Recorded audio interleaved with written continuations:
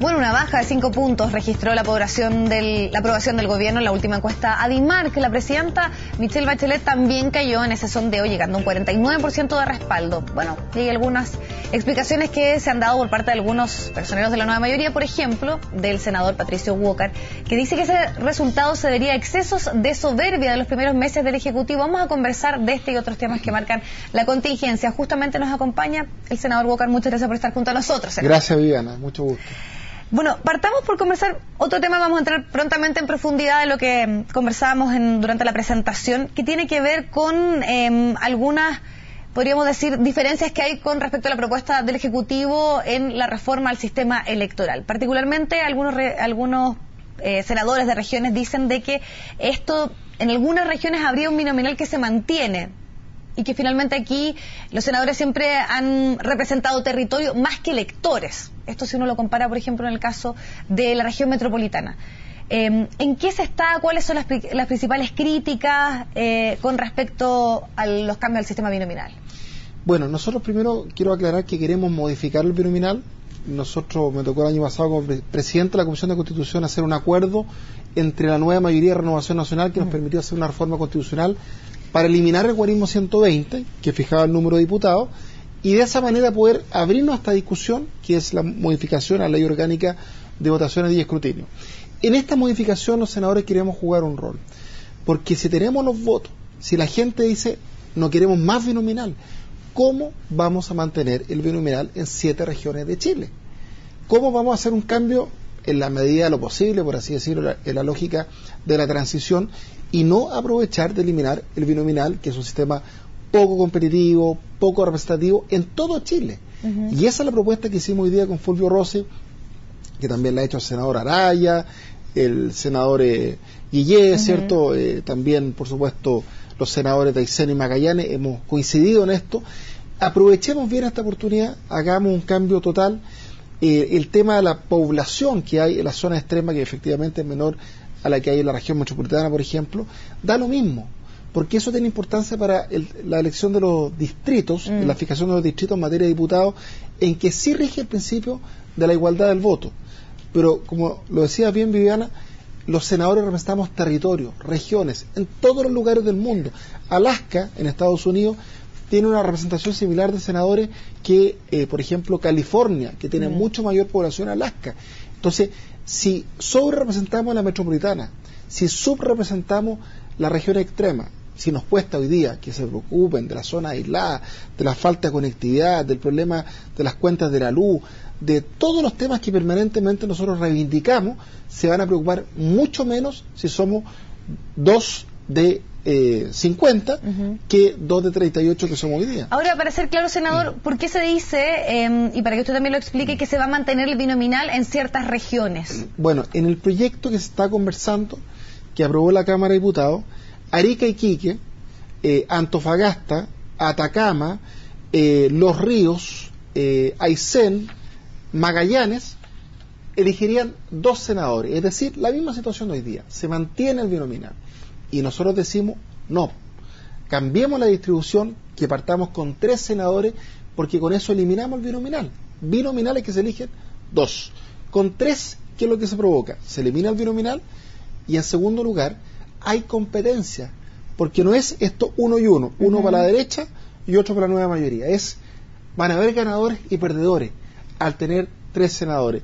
Y eso es lo que queremos hacer en la zona extrema. Esto manteniendo las cifras del aumento de senadores que se han planteado dentro de este proyecto del Ejecutivo, porque esas cifras entiendo yo que están ciertamente cerradas, pero también en el último tiempo hemos escuchado al propio ministro del Interior decir que eso podría cambiar, la cantidad de senadores.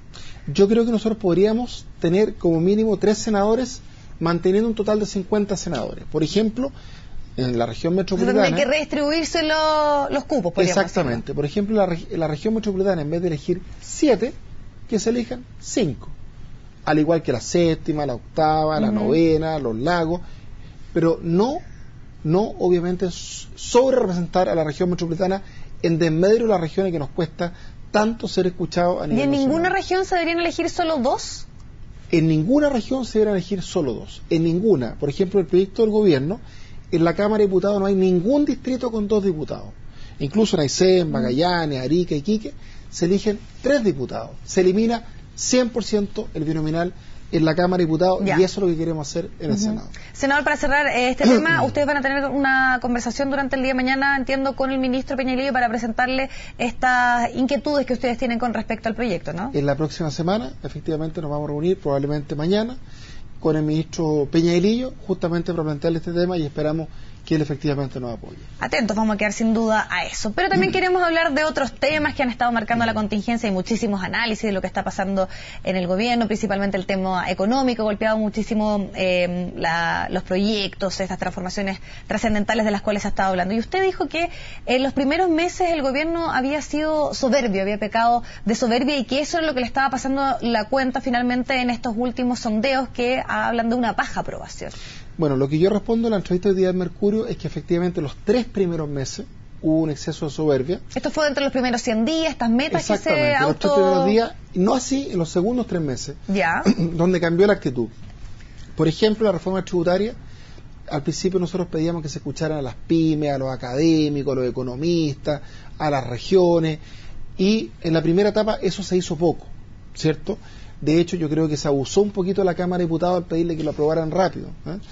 Eso cambió. Recordemos que en el Senado se escuchó a más de 90 invitados, a todo el mundo, las observaciones razonables las recogimos, en la lógica, por supuesto, de mantener la recaudación de un 3% del Producto Geográfico Bruto, en la lógica de poder financiar las reformas más importantes como la reforma de la educación, y ahí se dialogó, hubo persuasión, hubo capacidad de diálogo, hubo de alguna manera una actitud más humilde, a diferencia de los 3 primeros meses.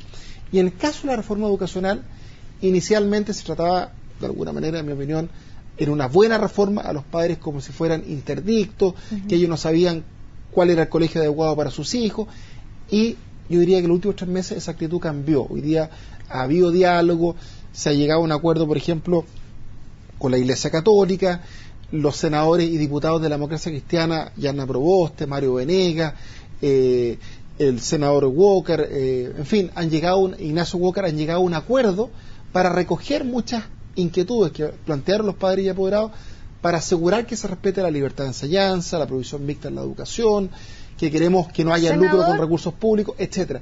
Y en ese sentido, yo digo, ha habido un cambio de actitud favorable, positivo. Al principio soberbia y después diálogo, persuasión, capacidad de escuchar. Ese cambio de actitud que usted acusa de soberbio entre los primeros meses, ¿fue de quienes estaban a cargo de estas reformas, del ministro Arenas, del ministro Izaguirre? Yo creo que no hubo mala fe por parte de ellos. Lo que pasa es que efectivamente nosotros nos comprometimos con el país de mandar ciertos proyectos de ley en los 100 primeros días. Entonces la meta era muy exigente, había que cumplir con ese plazo. El ministro Izaguirre, por ejemplo, venía asumiendo un tema que probablemente a él no le había tocado trabajar en el pasado. Entonces, hacer todos estos proyectos, no al copago, no a la selección, no al lucro, en 100 días probablemente requirió un trabajo muy intenso que impidió un diálogo más, yo diría, horizontal, más de tú a tú, con los padres y apoderados, con los colegios, con los directores de escuelas municipalizadas, etcétera. Entonces, no hubo mala fe, sino que tiempos muy exigentes que nos llevaron a cometer errores no forzados, por así decirlo. ¿Y no son errores que se están pagando muy caro en este momento? Se están pagando caro, y yo creo que el hecho de que la reforma tributaria y la reforma de la educación tengan más rechazo que aprobación a nivel de encuesta es un reflejo de eso. Pero yo siento que hoy día con el diálogo se están limando asperezas, recogiendo muchas inquietudes con indicaciones que estamos presentando, que el gobierno está respaldando, y de esa manera, por ejemplo, el tema que se va a eliminar el copago gradualmente, en la medida que se aumente peso a peso, ¿cierto?, la subvención escolar, para permitir que esos padres sigan teniendo a sus hijos en colegios particulares subvencionados, tranquiliza mucho a mucha gente que ha optado por los colegios particulares subvencionados. Hay algunas voces que también han dicho que una forma de retomar, por ejemplo, las confianzas, sobre todo pensando en el tema económico, en los últimos índices que no han sido para nada buenos, tiene que ver con el cambio de ministro. La presidenta en el día de hoy le entregó su respaldo absoluto, tanto al ministro Arenas como al ministro Izaguirre. Y desde la Democracia Cristiana también se ha dicho debe haber una revisión del gabinete, no tan solo en el caso de estas dos figuras, sino que también otras figuras. Se ha mencionado la ministra de Salud, la ministra de Cultura, también de Desarrollo Social. A su parecer, ¿debiese haber un cambio de gabinete en la administración de Michelle Bachelet en este momento? No, yo creo que no. Es obvio decir que esto es una facultad privativa exclusiva y excluyente, ¿cierto?, de la Presidenta de la República, como en todo régimen presidencial. Yo respeto 100% esa prerrogativa, como es obvio. Segundo, yo creo que lo que estamos viviendo es producto de la desaceleración económica, de los errores que cometimos de forma en la discusión de esta reforma.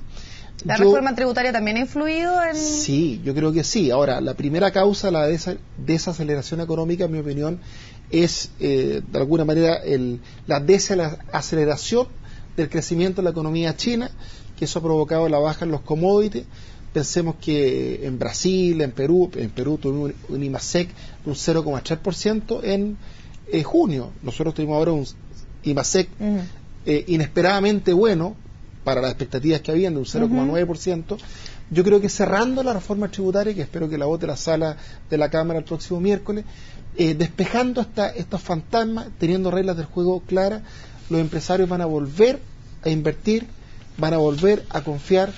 Yo creo que tenemos que tener mucho más diálogo. Me alegro que el ministro de Hacienda haya recibido a los empresarios, me alegro que el ministro de Economía haya anunciado una agenda de productividad importante. Yo creo que ahí tenemos un talón de Aquiles en el tema de la productividad. Hay que invertir mucho más en la diversificación productiva. El presidente Piñera no hizo los cambios que todos pensamos o mucha gente pensó que iba a hacer en materia de productividad, y en ese sentido tenemos desafíos pendientes. Y ese momento de una reforma laboral, una reforma que además también se acordó al momento de negociar el sueldo mínimo y que está siendo fuertemente impulsado por los movimientos sindicales y también por algunos personeros de la nueva mayoría. Yo creo que hay que hacer la reforma laboral, fundamentalmente porque hoy día en Chile hay muy poca sindicalización, del orden del 8 al 9%, muy poca negociación colectiva, del orden del 10%, y por lo tanto hay una relación asimétrica entre empleadores y trabajadores. Independiente de algunas voces que dicen que esto podría amenazar el empleo, influir también en el crecimiento, y algunos también sectores empresariales que están más bien reticentes a estos cambios al sistema laboral. Lo que pasa es que hay que hacer una buena reforma laboral. Y en ¿La actual es buena? Lo que pasa es que todavía no la conocemos, porque son 9 puntos. Sí, que lo que se conoce hasta ahora, por lo menos. Se conocen los titulares, pero no la redacción del proyecto de reforma laboral. Una vez que la conozcamos, vamos a poder opinar con más propiedad. Pero obviamente tiene que ser una reforma pro trabajadores, que tienda a una relación más simétrica para que se reparta mejor la torta en un país muy desigual, pero una reforma sensata, pro empleo. ¿Por qué? La desigualdad, y un estudio muy interesante de Cristóbal Uneus y Andrés Velasco, la desigualdad se combate fundamentalmente con más empleo y con mejor empleo decente, como dice la presidenta Bachelet. Cuando hay desempleo, las que más sufren son las mujeres jefas de hogar, sin oficio, sin estudios, sin capacitación. Ellas son las primeras que se ven afectadas. Y obviamente que tiene que ser una reforma laboral pro trabajadores, pero pro empleo. No podemos matar la gallina a los huevos de oro.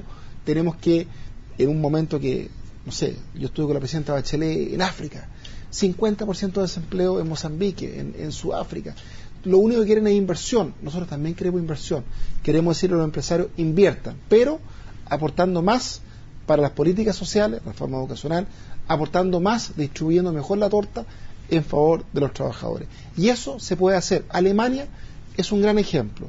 Ahí gobierna la CDU, ¿cierto?, con la socialdemocracia, y es posible tener una economía social de mercado y no solamente de mercado. Senador, sorpresivamente para muchos, se está hablando muchísimo, pasando un poco a otro tema que tiene que ver con la contingencia más política, también de los partidos. Se está hablando de las figuras presidenciales. Vimos a Guterres Martínez durante la semana pasada decir de que hay que adelantar sí o sí dentro de la democracia cristiana la búsqueda de esas figuras, sobre todo pensando que la nueva mayoría, o por lo menos en la centro izquierda, las figuras que tienen mayores posibilidades según los últimos sondeos son dos personas que no pertenecen a los partidos de la nueva mayoría. Estamos hablando de Andrés Velasco y de Marco Enrique Sominami. ¿Cuál es su parecer respecto a eso? ¿Se debe adelantar o no la búsqueda de una figura presidencial, por ejemplo, en su partido, la Democracia Cristiana?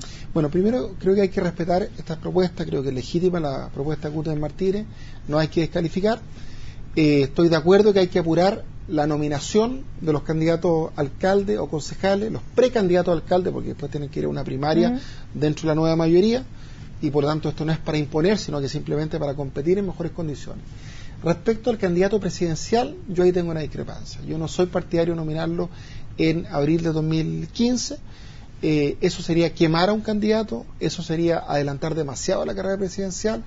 Yo soy partidario de que nosotros nominemos nuestro candidato para ir a las primarias de nuestra coalición de centro izquierda, el segundo semestre del 2016, y creo que la primaria debería ser de la nueva mayoría el primer semestre del 2017. Creo que sería un error adelantar mucho la carrera presidencial. Tenemos tantos temas hoy día en el Parlamento, la gente nos pide que nos preocupemos de cumplir con las expectativas que se generaron.